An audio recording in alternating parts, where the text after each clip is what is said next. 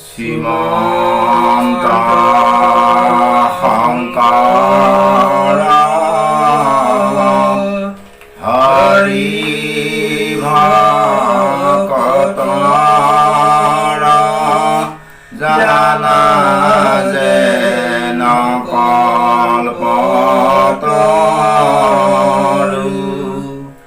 তাহান্ত বিনাই নাই নাই নাই আমাৰ পৰম গুৰু তাহান্ত বিনাই নাই নাই নাই আমাৰ পৰম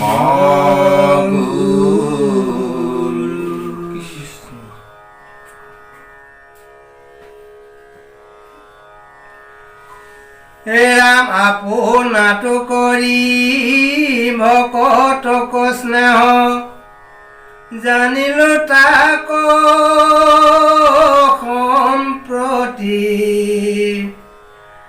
আনন্দ বাঞ্চো ঐ বন্ধু মাধৱ তুমি হৈবা মোৰ গতি এক হাতে চাট বাৰী আউৰ হাতে ধৰি আছাম্বা গজৰি অযোগ্য কৰ্ম কৰি অৰ্জুনৰ আচাৰত ৰক্ষা কৰি কৃষ্ণ হে প্ৰভুসকল ইয়াৰ আগৰ ভিডিঅ'টিত সুন্দৰভাৱে ভীষ্ম পিতামহই প্ৰভু ভগৱন্তৰ গুণানুকীৰ্তন কৰি কৰি হুকহুকাই কান্দি কান্দি ভগৱন্তৰ গুণ চৰিত্ৰসমূহ কৈ আছে সৰসজ্জাই পৰাই আৰু এতিয়াও ভীষ্ম পিতামহই তেনেভাৱেই আৰম্ভ কৰিছে আৰু ইয়াকে বৈকুণ্ঠ শাস্ত্ৰ মহাভাগৱতৰ প্ৰথম স্কন্ধৰ আমাৰ প্ৰহ্লাদ ডেকা বাপজনাই কীৰ্তন কৰিছে আৰু আমি আপোনাসৱৰ দাসৰো দাসে পদবন্ধে দুআষাৰ ক'বৰ কাৰণে আহিছোঁ আৰু জয় জয়তে আপোনাসৱৰ সবাৰ চৰণত কৰজোৰে প্ৰাৰ্থনা জনাই আমাৰ ভক্তি ভৰা সেৱা আপোনাসৱৰ চৰণত নিবেদন কৰিছোঁ। প্ৰভুসকল এতিয়া ভীষ্ম পিতামহে কৈছে যে হে প্ৰভু আপুনি জগতৰ ঈশ্বৰ তিনিতলিক নাথ চৈধ্য ভুৱনৰ মালিক তৎসত্বেও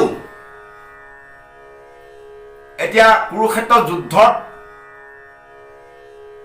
মই যিটো দেখিলোঁ এখন হাতে ঘোঁৰা লাকাম কোচা অৰ্জুনৰ শুক্লবৰ্ণ অৰ্থাৎ বগা ঘোঁৰা চাৰিটা এখতে অৰ্জুনৰ ৰথখন টানে আৰু সেই চাৰিটা ঘোঁৰা চাৰিডাল লাকাম আঠডাল লাকাম ৰছী ধৰি বাওঁহাতে অৰ্জুনৰ ৰথখন ৰক্ষা কণ্ট্ৰল কৰি ফুৰিছিল পৰিচালনা কৰি ফুৰিছিল আৰু সোঁহাতত চাবুকৰ সৈতে ঘোঁৰাকেইটা কোব দিয়ে।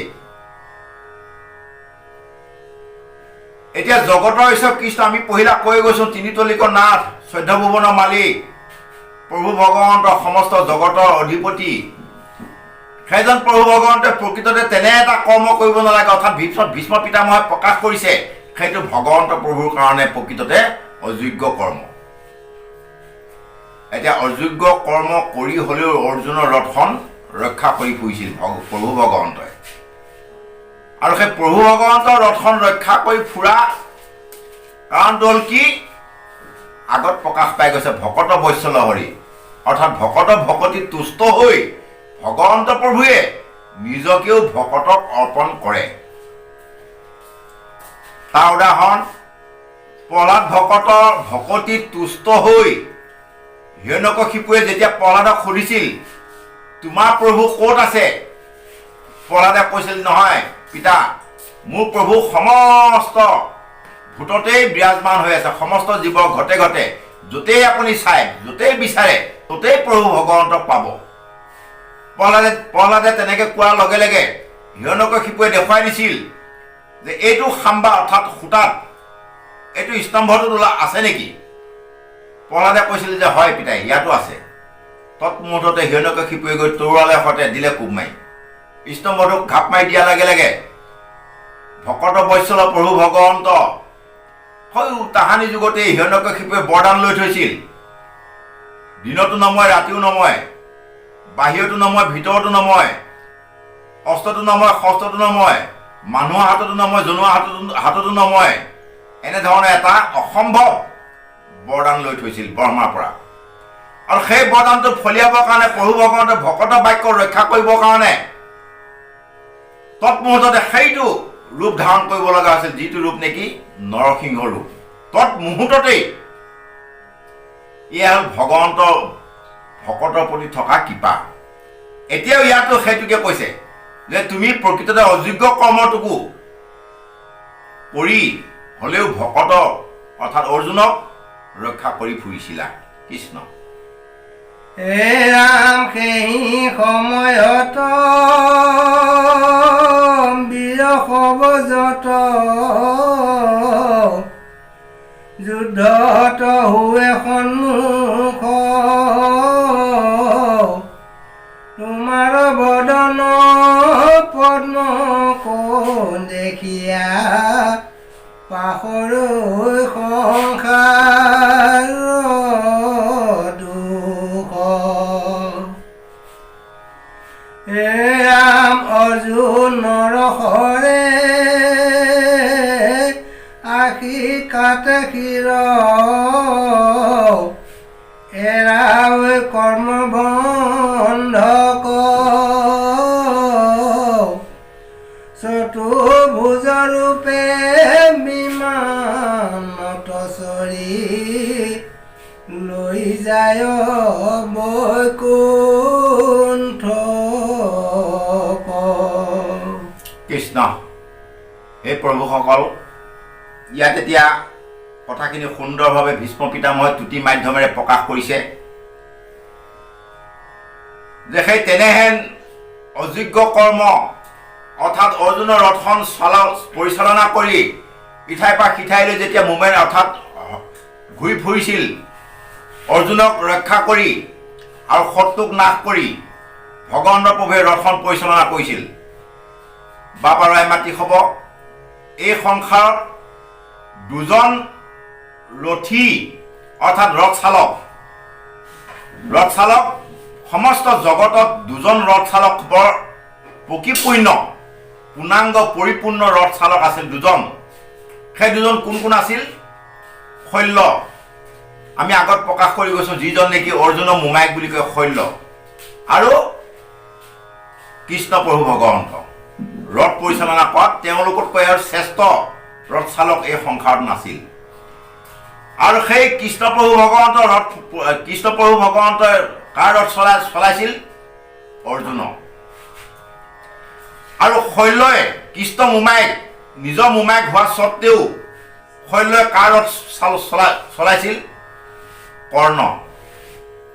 শল্যই কৰ্ণ সেনাপতি, কৌৰৱ সৈন্য সেনাপতি কৰ্ণ ৰথখন শল্যই চলাইছিল। এই দুজন মহাৰথী ৰথ চলাইছিল, এই দুজন মানে মহাৰথীয়ে, ৰথ চালকে। এতিয়া সেই তেনেভাৱে যেতিয়া কৃষ্ণ প্ৰভু ভগৱন্তে অযোগ্য কৰ্মটো কৰি যেতিয়া নেকি অৰ্জুনৰ ৰথখন ঘূৰাই পকাই চলাই ফুৰিছিল, তেতিয়া সেই যিসকলে নেকি পাণ্ডৱক শত্ৰুতা কৰি পাণ্ডৱক বধ কৰিবৰ কাৰণে আহা সৈন্যসকলে, মহাবীৰসকলে, আগত কৈ গৈছোঁ আমি যে কৃষ্ণ প্ৰভু ভগৱন্তে পহিলা নয়ন চকু চাৱনীৰ সৈতে সমগ্ৰ কৰ্ণ, দ্ৰোণ, ভীষ্ম মহাবীৰসকলে আয়ুস হৰণ কৰি লৈ আহিছিল। আৰু বাকীসকলেও যেতিয়া সেই প্ৰভু ভগৱন্ত ৰূপটো অৰ্থাৎ পদ্মকান্তি, পদ্ম বুলি কৈছে, পদ্ম প্ৰভু ভগৱন্তৰ শৰীৰত পঞ্চপদ্ম আছে। পঞ্চপদ্ম কি কি? নয়ন পদ্ম, মুখ পদ্ম, হৃদয় পদ্ম, নাভি পদ্ম আৰু হস্ত পদ্ম। এই পঞ্চপদ্ম, এই পঞ্চপদ্মক যেতিয়া শত্ৰু সেনা অৰ্থাৎ কৌৰৱ সেনাসকলে সৈন্যসকলে দৰ্শন পায়, কায় মনো বাক্য এক কৰি সেই প্ৰভু ভগৱন্তৰ ৰূপটো নিৰীক্ষণ অৰ্থাৎ চাই থাকোঁতেই কোন মুহূৰ্তত আহি অৰ্জুনক খৰে আহি ডিঙি কাটি লৈ যায়, কোনোৱে তলকিবই নোৱাৰে। আৰু তেনেভাৱে অৰ্জুনক খৰে ডিঙি কাটি লৈ যোৱাৰ লগে লগে তেওঁলোকে এই পঞ্চভৌতিক দেহটো ত্যাগ কৰি জীৱসমূহে ততালিকে তৎমুহূৰ্ততে বৈকুণ্ঠৰ পৰা দিব্যৰথ আহি আৰু এওঁলোকে ইয়াত চতুৰ্ভুজ ৰূপ ধাৰণ কৰি দিব্যৰথত উঠি বৈকুণ্ঠলৈ গমন কৰি আছে। সমস্ত কৌৰৱ সেনা যিমানবোৰ ইয়াত প্ৰাণত্যাগ কৰিছিল সমস্তটিয়ে বৈকুণ্ঠলৈ গমন কৰিছিল। এতিয়া আমাক বৈকুণ্ঠ শাস্ত্ৰ মহাভাগৱতে সেইটোকে কৈছে, আৰু সেইখিনি কথাকে ভীষ্ম পিতামহই শৰশয্যাত পৰি থকা অৱস্থাত অৰ্থাৎ প্ৰাণ এৰা আগমুহূৰ্তত প্ৰকাশ কৰি আছে। কৃষ্ণ হে ৰাম ভকতিৰ বলে দিব্য দৃষ্টি দেখো, নেদেখে আনে খাই খাত, মৰণ সময়ে শৰণ পখিলো, ৰঘুকৰতি মাত, গোপী হব মহাগৰ্বে অন্ধ ভৈল, তোমাৰ পায়া সন্মান, মহা অহংকাৰ দেখি তা সম্ভাৰ, তোতে ভৈলায় ধ্যান।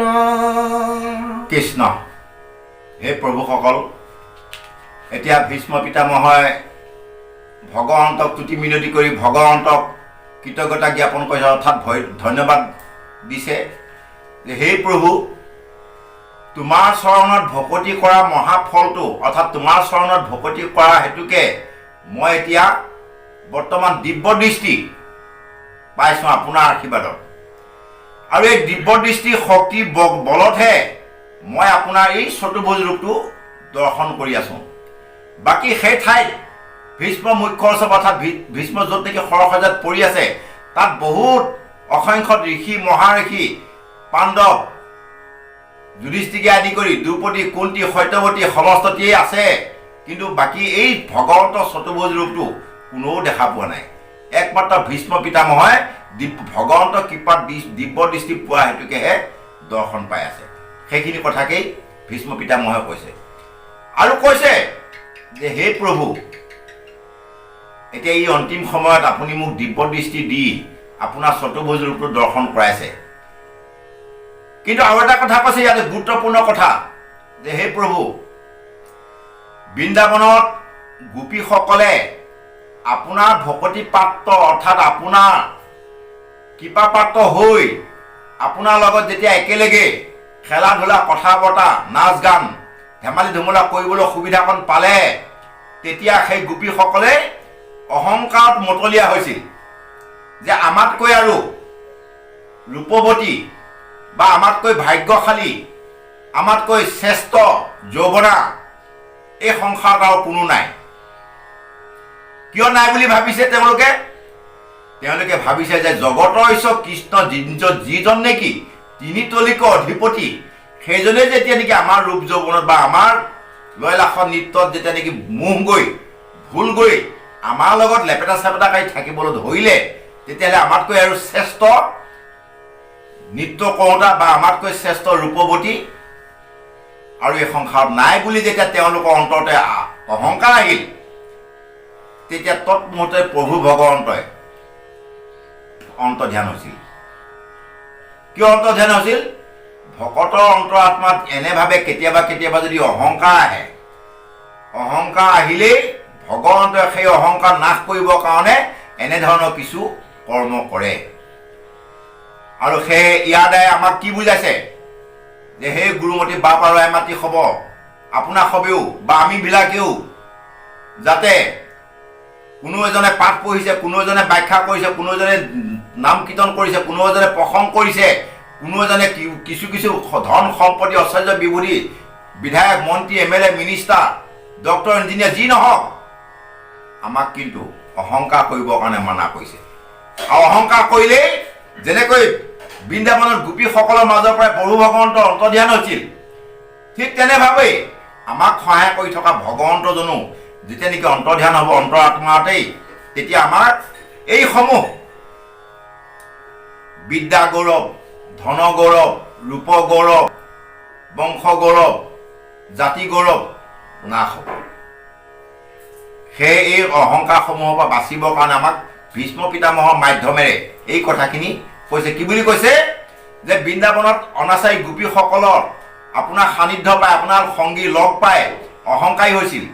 অহংকাৰী হোৱাৰ পাছত সেই গোপীসকলেও যেতিয়া নেকি আপোনাৰ গুণানী কীৰ্তন কৰিব ধৰিলে, অৰ্থাৎ ভগৱন্ত প্ৰভু গুণযশ গাব ধৰিল, তেতিয়া সেই গুণযশত সন্তুষ্ট হৈ প্ৰভু ভগৱন্তই পুনৰ আকৌ দেখা দি সেই অনাচাৰী মহা পাপী গোপীসকলকো, নিষ্কুলীয়া নিজ জাতি অনাচাৰী গোপীসকলকো মুখ্য পদ অৰ্থাৎ মুখ্য দিছিল।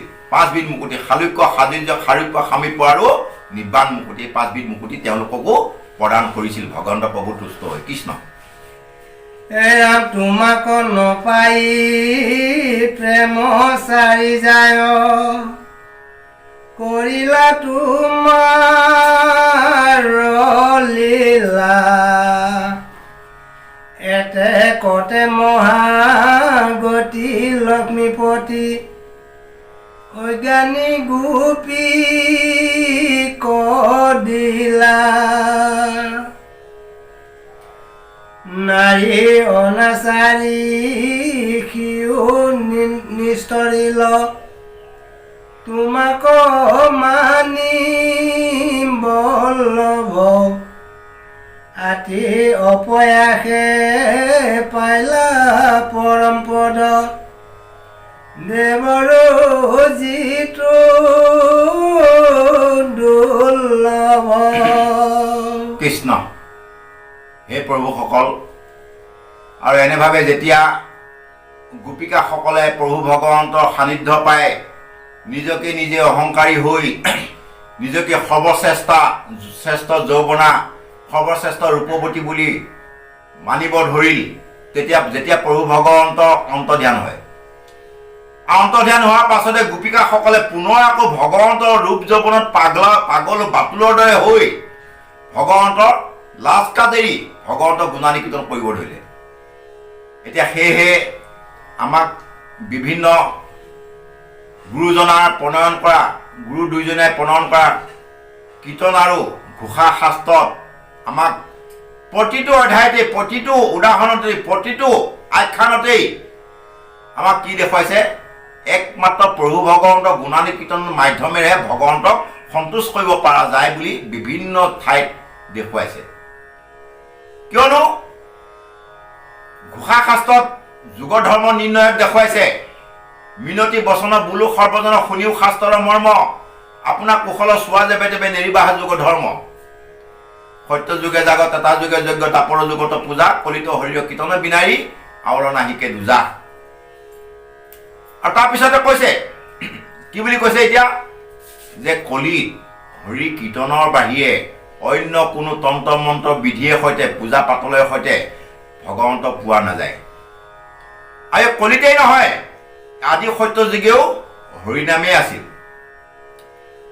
এতিয়া আমাক এই বৈকুণ্ঠ শাস্ত্ৰ মহাভাগৱতেও সেইটোকে দেখুৱাইছে, একমাত্ৰ গুণানী কীৰ্তন কৰিহে ভগৱন্তক সন্তোষ কৰিব পৰা যায়। আৰু বৃন্দাবনত অনাচাৰী গোপীসকলেও সেই গুণানী কীৰ্তন কৰিহে, ইয়াত কি বুলি কৈছে, সেই ভগৱন্ত প্ৰভু গুণানী কীৰ্তন কৰি সন্তোষ কৰি অনাচাৰী গোপীসকলে মুখ্য পদ পাইছিল, যিটো পদ অৰ্থাৎ যিখন আসন ব্ৰহ্মা অৰ্থাৎ দেৱতাসকলেও বাঞ্ছা কৰে, অৰ্থাৎ দেৱতাসকলেও বাঞ্ছা কৰি নাপায়, সেইটো পদ অৰ্থাৎ সেইখন আসন, সেইটো ঠাই, সেইটো সন্মান অনাচাৰী গোপীসকলে পাইছিল। কৃষ্ণ। এৰাম জাতি কুলকীয়া একোৱে নবাছে তোমাৰ ইটো ভকতি হে প্ৰাণবন্ধু তোমাৰ তেখে মাত্ৰ থাকো কৈ আমাৰ ৰতি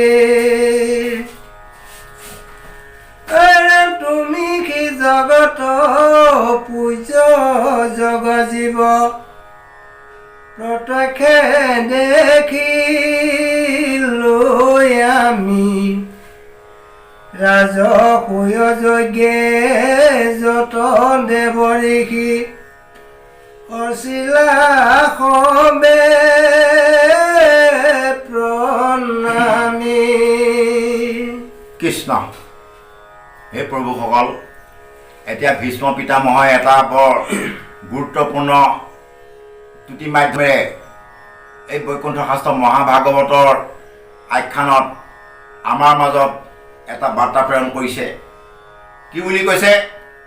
হে প্ৰভু, আপোনাৰ ভকতিয়ে আপোনাৰ চৰণত যিসকলে শৰণাপন্ন হয় সেইসকলক আপুনি কোনো জাত পাত বিচাৰ বিবেচনা নকৰাকৈ আপোনাৰ যিটো ফল সুফল সেইটো আপুনি সকলোকে সমান্তৰাল হিচাপে প্ৰদান কৰে।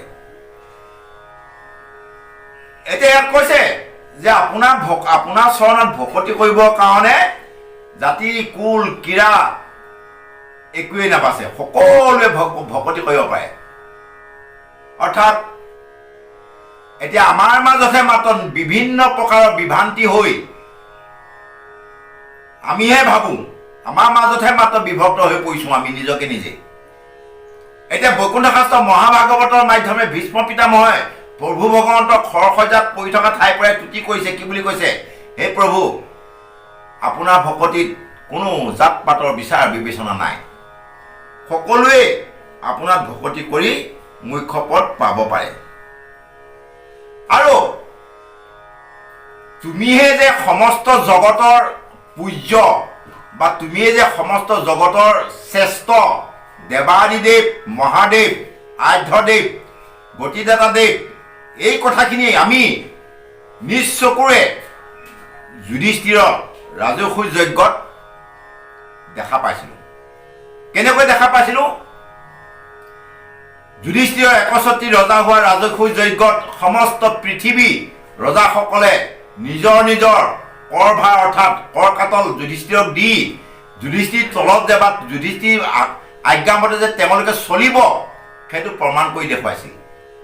আৰু সেইটো প্ৰমাণ কৰি দেখুৱাই সমগ্ৰ ৰজা মহাৰজা ঋষি মহা বিপ্ৰ ব্ৰাহ্মণসকল তাত একত্ৰিত হৈ সমস্ত দেৱতাগণো একত্ৰিত হৈ তাত সকলোৱে আলোচনা কৰি এটা বিধান উলিয়াইছিল যে অগ্ৰভাগ শ্ৰেষ্ঠ আসনখন বা শ্ৰেষ্ঠ পূজাভাগ কাক দিয়া হ'ব।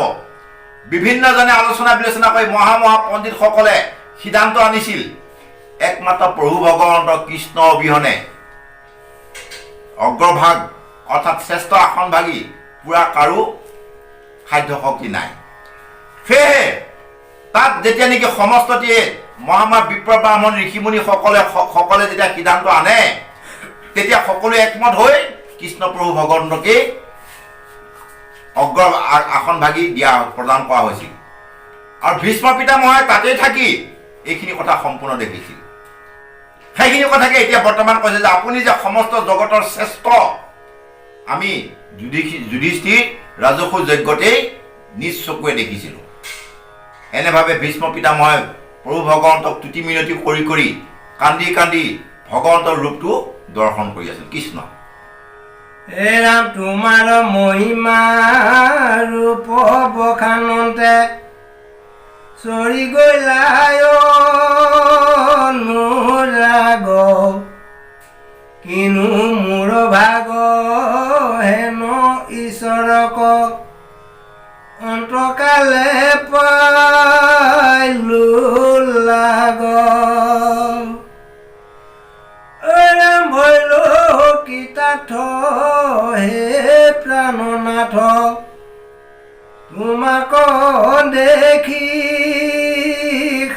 সাক্ষাৎ দূৰ ভৈল খেদ মোৰ হেৰা ভেদ এৰাইলো মায়াৰ হাত। কৃষ্ণ। হে প্ৰভুসকল, এতিয়া ভীষ্ম পিতামহই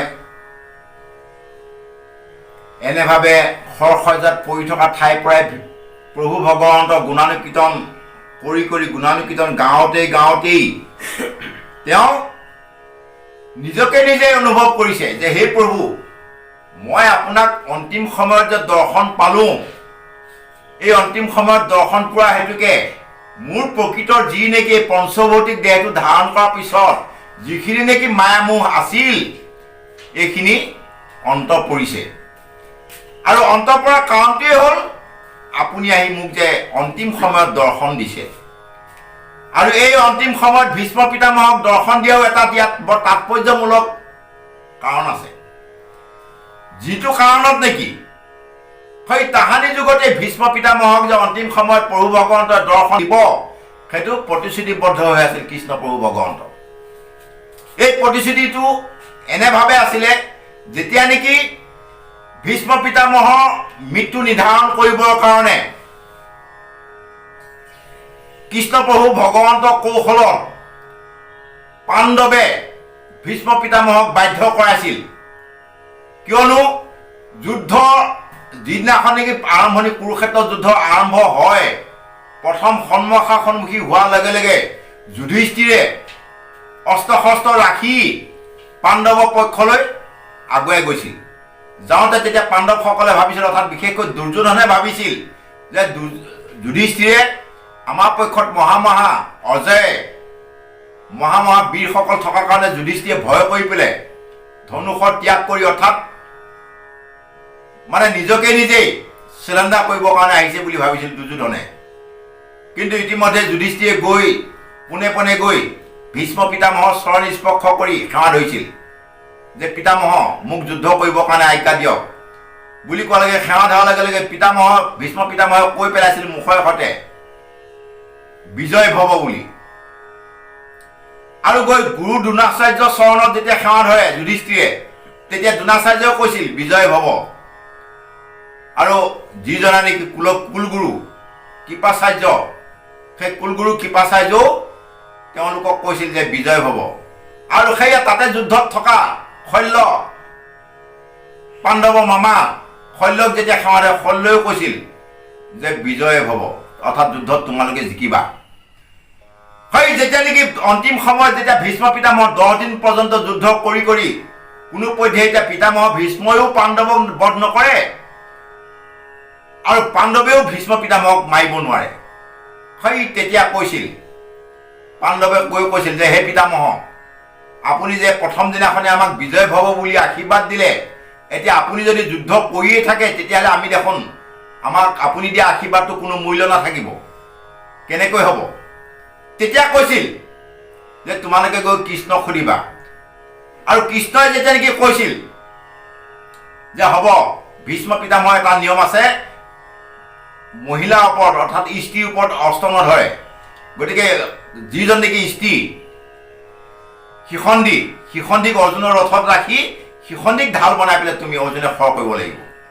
আৰু সেইটো চৰ্তত কি বুলি কৈছিল পিতামহই যে হে কৃষ্ণ, তুমি কিন্তু মোক এটা কৃপা কৰিব লাগিব। তেতিয়া কৈছিল যে মই যিদিনাখন প্ৰাণ এৰিম সেইদিনাখন তুমি মোৰ সন্মুখত হাজি থাকিব লাগিব। তেতিয়া কৃষ্ণ প্ৰভু ভগৱন্তই কৈছিল হ'ব, তুমি প্ৰাণ এৰাৰ সময়ত মই তোমাৰ চকু আগত থাকিম।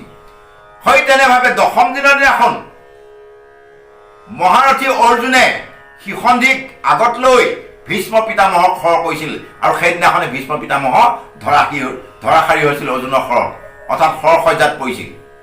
সেই কথাখিনি প্ৰতিয়ন্নী নিজৰ মুখৰ বাক্য ৰাখিবৰ কাৰণে গৈ যেতিয়া নেকি কৃষ্ণ প্ৰভু ভগৱন্তই যদি ভীষ্ম পিতামহৰ সৰসজ্জাত উপস্থিত হয়, এতিয়া সেইখিনি কথাকে কৈ যে হে প্ৰভু, তোমাক দেখি সাক্ষাৎ তোমাক যেতিয়া নেকি দৰ্শন পালোঁ, মোৰ মায়া বন্ধন অৰ্থাৎ মায়ামোহ সমস্তখিনি ত্যাগ গ'ল। আৰু মায়ে মোৰ যিহেতু শেষ হ'ল, এতিয়া আৰু মই মৃত্যুলৈকো ভয় নাই বা মোৰ কোনো আপত্তিও নাই। খালি মাত্ৰ আপুনি মোক কৃপা কৰক যাতে মই প্ৰাণ এৰালৈকে আপুনি মোক দৰ্শন দি থাকে। এনেভাৱে ভীষ্ম পিতামহই গোটেই কথাখিনি প্ৰভু ভগৱন্তক দৰ্শন কৰি গৈ তুতি মিনতি মাধ্যমেৰে নিজৰ যে মায়ামোহ ভ্ৰম হ'ল সেইটো অন্ত পেলাই আমিও আপোনাৰ সবৰ মাজৰ পৰা সময়ৰ প্ৰতি লক্ষ্য ৰাখি আমাৰ ভিডিঅ'টিও অন্ত পেলাবৰ কাৰণে আমি আগবাঢ়িছোঁ। আৰু সেই ভিডিঅ'টি সামৰণি মৰাৰ আগতে আপোনাৰ সবৰ চৰণত আমি ভুল ত্ৰুটি মাৰ্জনা বিচাৰি কৰজোৰে প্ৰাৰ্থনা জনাই ভগৱন্ত প্ৰভুৰ চৰণত আমি অনুৰোধ কৰিব বিচাৰোঁ, হে প্ৰভু যাতে সমগ্ৰ জগতৰ কল্যাণৰ হেতুকে সমগ্ৰ জগতক কল্যাণ কৰক, সকলোকে সুমতি দিয়ক। এই পবিত্ৰ ভাদ মাহত সকলোৱে যেন সুখে শান্তিয়ে পৰিবাৰৰ সৈতে সকলোৱে বসবাস কৰিব পাৰে, ইয়াকে প্ৰাৰ্থনা কৰি ইয়াকে সেৱা ধৰি আমি আজিলৈ আমাৰ এই ভিডিঅ'টি সামৰণি মাৰিছোঁ। কৃষ্ণ।